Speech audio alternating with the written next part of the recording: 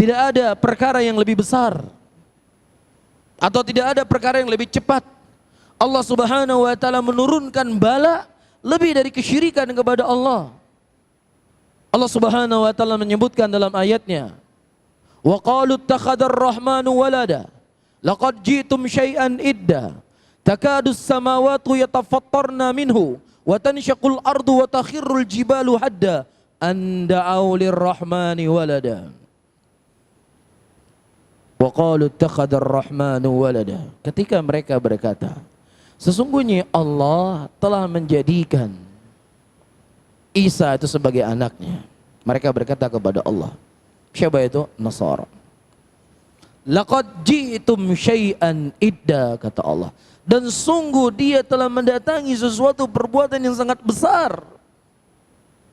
Hampir-hampir langit tersebut runtuh. Gunung itu hancur. Dan laut terbelah. Ketika mereka mengatakan Allah Subhanahu wa taala punya anak. Disekutukan Allah dengan Isa alaihissalam. Yang Isa adalah makhluk Allah yang mulia. Termasuk ulul azmi minar rasul. Termasuk ulul azmi minar rasul. Ya. Manusia yang terbaik. Setelah Nabi kita Muhammad sallallahu alaihi wasallam. Ketika disekutukan dengan Allah, ini ancaman yang Allah Subhanahu wa taala sebutkan dalam Al-Qur'an. Hari ini orang-orang bukan menyekutukan Allah dengan para nabi, dengan para rasul, tetapi disekutukan Allah dengan para syaitan, dengan para iblis. Ini sesuatu yang kita khawatirkan, ayyuhal ikhwah rahimani wa rahimakumullah. Tadi saya menyebutkan ayat. Ketika Rasulullah memerintahkan bertanya kepada orang musyrikin, wa may yudabbirul amra, siapa yang mengatur alam semesta ini? Mereka menjawab Allah.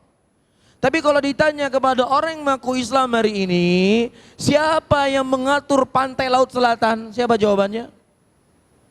Siapa dijawab? Nyai Loro Kidul. Siapa yang memiliki tangkuban perahu? Punya tuannya di situ.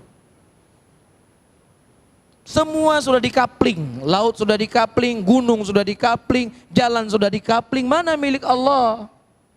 Mana milik Allah? Tidak ada satupun tanah, satu senti di muka bumi ini kecuali semua adalah milik Allah. Alhamdulillahi Rabbil Alamin.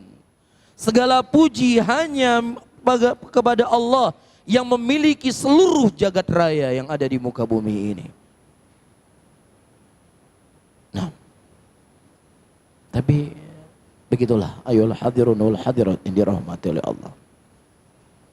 Ya, perkara yang paling busuk dan tidak ada perkara yang lebih busuk dari kesyirikan dibungkus dengan kalimat-kalimat yang indah kemudian menjadi halal.